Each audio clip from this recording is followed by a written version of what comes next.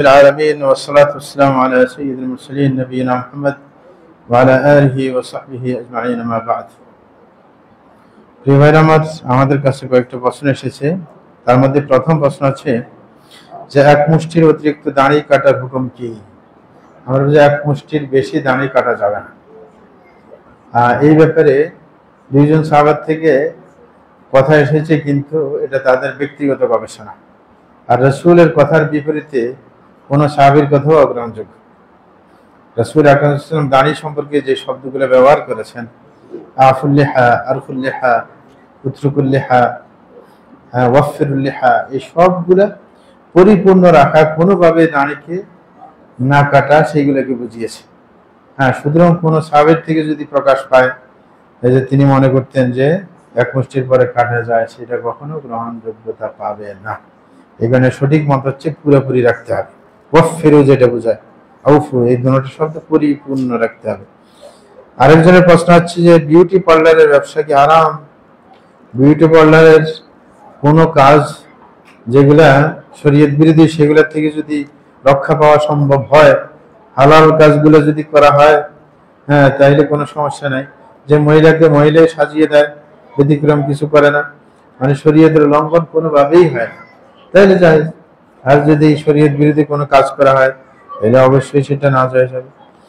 জি, আরেকজনের প্রশ্ন আছে যে কেরোসিন তেল কি নাপাক? তা পোশাকে লাগলে সালাত হবে কি? কেরোসিন তেল নাপাক হওয়ার কোনো মানে প্রমাণ নেই, এটা পাক হিসেবে ধরতে হবে। কিন্তু কথা হচ্ছে যে কেরোসিন তেল কোথায় লাগলে সেটা আবার পানি পৌঁছায় না, ঠিক না? সুতরাং শরীরে যদি কোনো জায়গায় লাগে, যেখানে অজুর জায়গা, সুতরাং সেইটাকে ভালো করে অন্য কিছু দিয়ে পরিষ্কার করে নিতে হবে, যেন পানি সঠিকভাবে পৌঁছায়। কিন্তু এমনিতেই কোনো জায়গায় যদি কেরোসিন লেগে যায়, সেটা জামার মধ্যে একটু লেগে গেল, নাপাক হবে না। জি, আরেকজনের প্রশ্ন, তিনি বলছেন যে সৎ ছেলের স্ত্রীকে সৎ পিতা বিবাহ করতে পারবে, মানে সৎ ছেলের স্ত্রীকে সৎ পিতা বিবাহ করতে পারবে কিনা? না, যখন আপনার সৎ ছেলেও তার সাথে তো অন্য পিতা, তার মাকে বিয়ে করার কারণে মাহরামিয়ত প্রমাণিত হয়ে গেছে, সুতরাং সে যদি কোনো স্ত্রী তালাক দিয়ে দেয়, সেটা বিয়ে করতে পারবে না। যেরকম সৎ ছেলে যদি তার বাপে অন্য কাউকে বিয়ে করে, তালাক দিয়ে দেয়, সেটা বিয়ে করা জায়েজ নেই, বিধান নাকি এটা পারবে না বিয়ে করতে, যদি প্রেমে মারা যায় বা তালাক দেয়। জি, বিয়ে করা যাবে না। আরেকজনের কথা হচ্ছে যে ভিডিও কলে বিবাহ এবং তালাক শুদ্ধ হবে কি? যে হবে, যদি বিবাহের যে শর্তগুলো আছে সেগুলো যদি পালন করা যায়।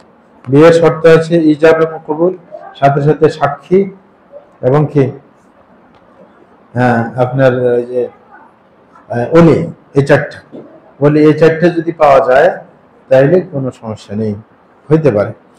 এরকম ভাবে তালাক, যদিও তালাকের জন্য শর্ত না ভিডিও কলে কল দেওয়া, এমনিতেই ফোনে কল দিলে তালাক দিলেও সেটা হবে, ভিডিওতে দেওয়ার কোনো শর্ত নেই, দিলে তো অবশ্যই হবে।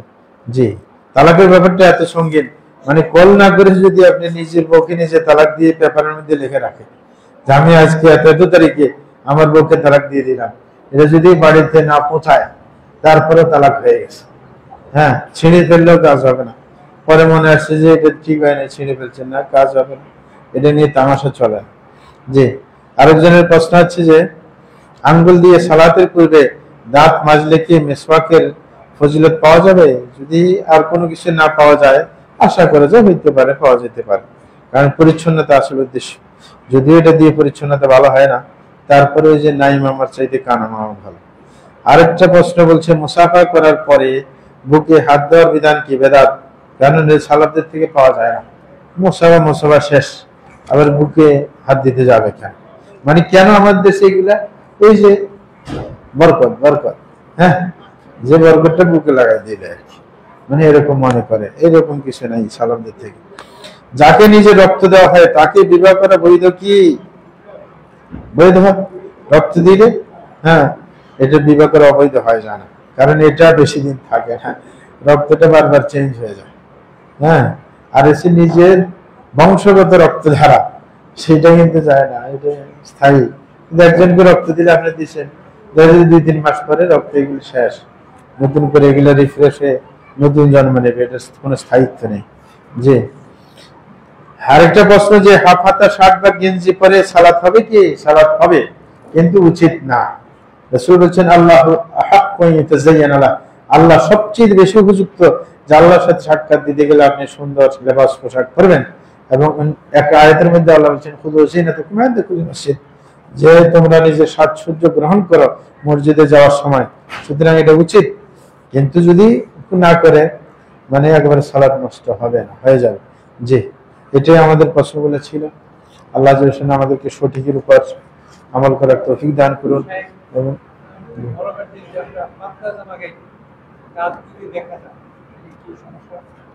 কি দেখা যায়? ও কান পুরুষের জন্য সমস্যা না, পুরুষের জন্য তো উপরে এগুলো সতন না। হ্যাঁ, এই কারণে সমস্যার কিছু না। ঢাকা কিন্তু আদত ঢাকা হয়ে যায়, মানে পরিপূর্ণ তার খোলা থাকে না, হালকা দেখা যায়, মানে ধরেন অর্ধেক দেখা গেল। মানে যদি একবারে খোলা রাখে তাহলে ঠিক না। হ্যাঁ, কাঁধের সাথে সম্পর্ক কেন? কারণ কোনো পোশাক যদি কাঁধের সাথে অ্যাটাচ না থাকে পরে যাওয়ার সম্ভাবনা থাকে, কিন্তু আমাদের যে গেঞ্জি টেঞ্জি পরা এগুলো কখনো পরার সম্ভাবনা থাকে না, আধা কান ঢাকা থাকে দুই সাইড থেকে। জি, যাক।